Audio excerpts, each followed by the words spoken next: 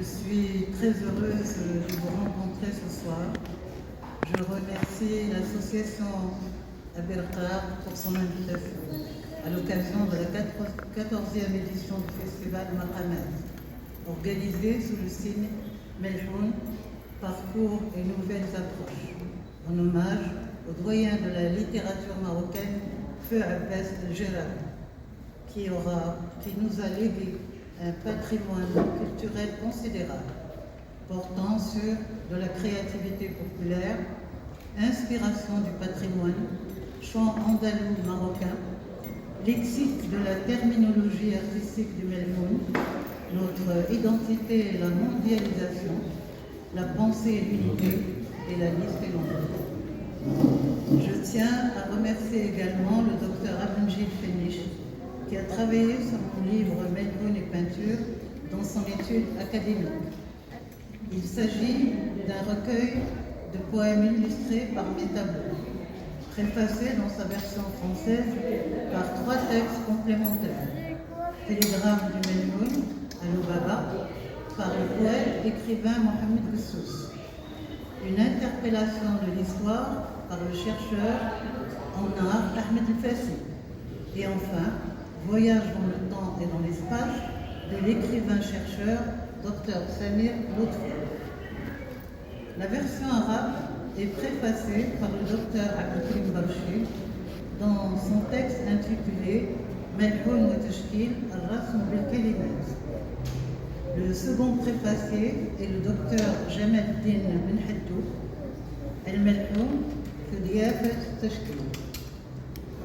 Mon livre comporte 4 chapitres. Ainsi parlait le Melhoun. Le Melhoun dans mes toiles.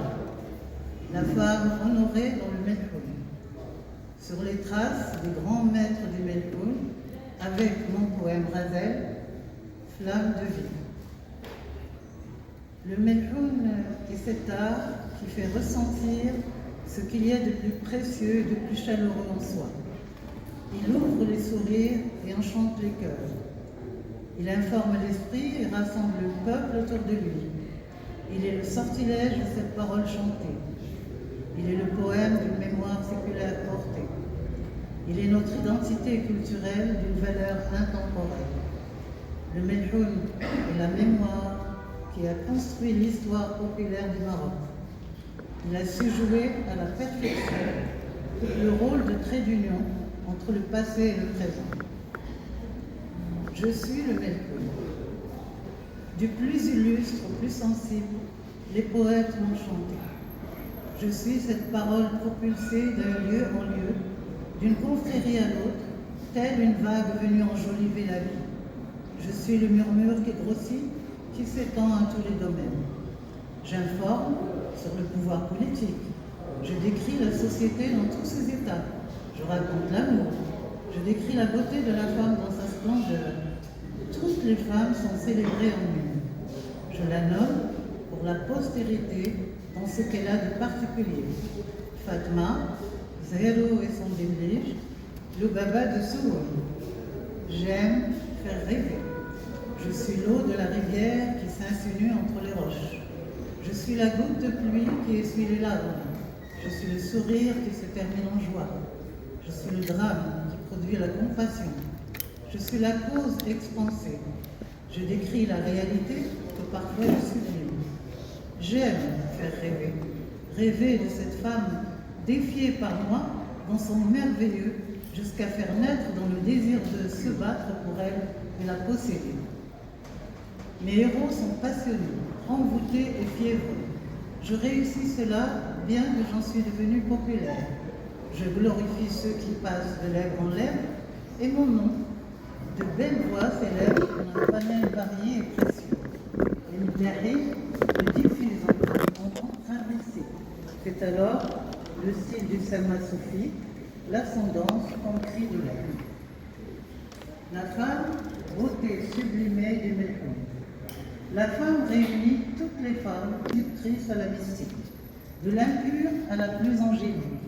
Elle fascine par sa peuple. Le Melhoun est sa poète, et les son centre sont joyeux.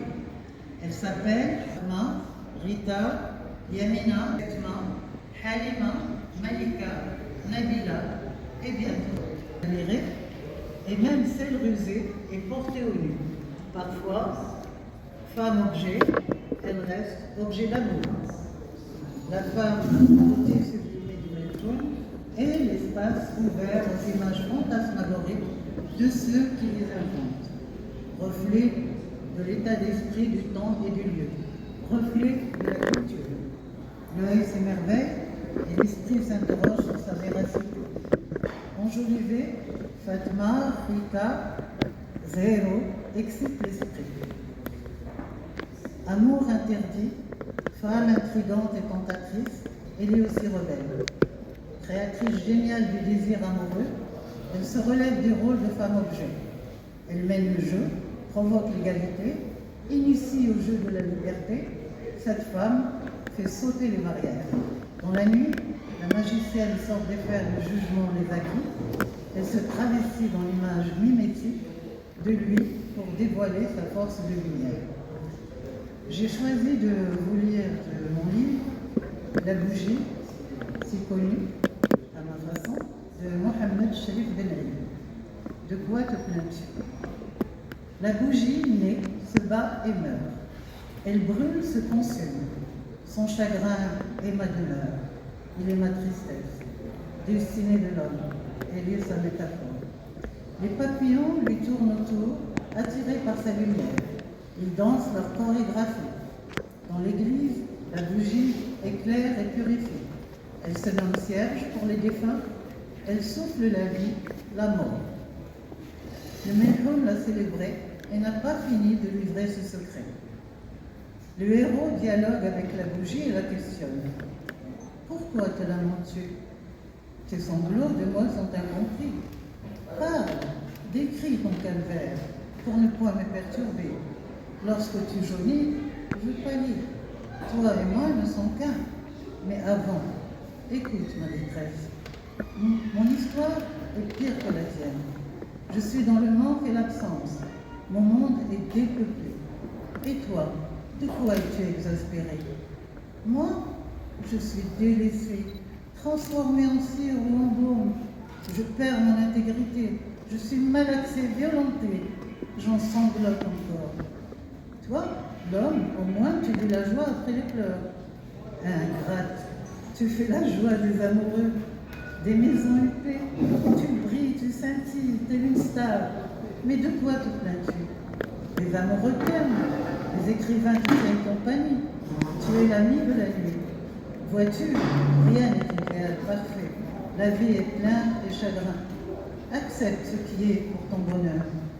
Avant que je ne chante, et dans la mélodie de ta mort. La bougie pleure, sanglote et parfois se plaint. Elle déborde et fond, elle a des beaux restes. Rien ne dure, tout se transforme. Le peintre la glorifie, il fait d'elle son chef-d'œuvre. Je poursuis avec une autre qasida qui s'appelle Malika de Hajj Malik al-Gharavi. Le tableau qui est dans ce poème est celui de la couverture et il a été peint en 2019. Malika, belle et distante, sans être hautaine. Elle porte l'orgueil de sa lignée. Près de son visage trône le pan de sa fierté. Il a l'œil solaire. Son bec rouge est prêt à libérer la vie. Les jaunes, les rouges et les bleus l'habillent. Il crée la texture de sa diversité. Ses talents sont multiples. Ils sont réservés aux initiés. Elle sourit, elle se fout. Qui d'elle s'était pris? Que veut-il? Elle n'y est pour rien. Elle ne lui a rien promis. Heureux et malheureux, il tombe à ses genoux. Il est totalement enchaîné. Il s'offre à elle, la priant de le délivrer.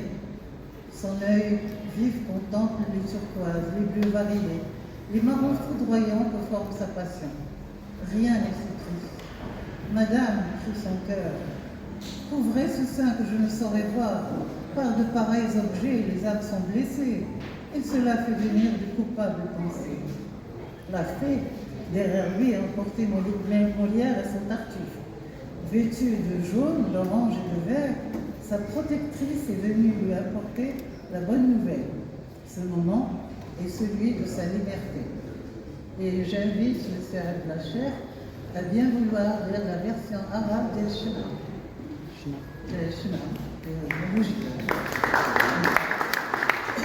Et voilà, nous sommes arrivés à la fin de cette audience. إلى هنا وصلنا إلى نهاية جلستنا هذه.